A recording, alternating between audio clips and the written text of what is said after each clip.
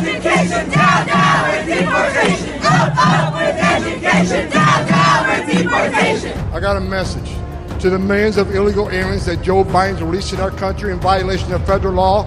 You better start packing now.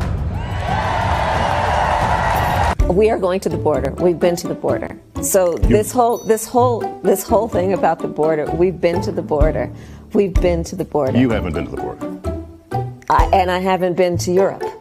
And I don't understand the point that you're making. I hear a lot of people say, the talk of a mass deportation is racist. It's threatening to the immigrant community.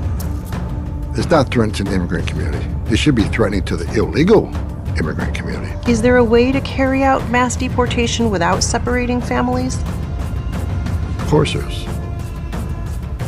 Families can be deported together. It is not an emergency. We are not facing a crisis. We have a president of the United States who has created a fiction about a crisis at the border, and he has held up the United States government and its workers around his vanity project called a wall. To the criminal cartels in Mexico. You smuggled enough fentanyl across this country to kill 148,000 young Americans. You have killed more Americans than every terrorist organization in the world combined. And that's when President Trump gets back in office.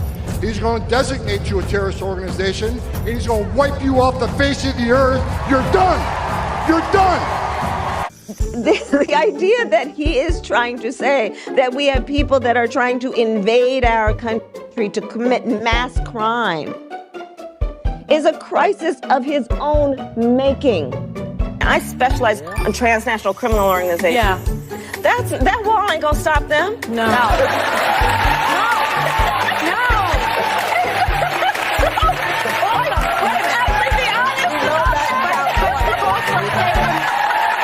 There's a 600% increase in the sex trafficking of women and children. Border Patrol's arrested more terrorists coming across the border in 1 month than Trump had in 4 years. This is the biggest national security vulnerability this country's ever had.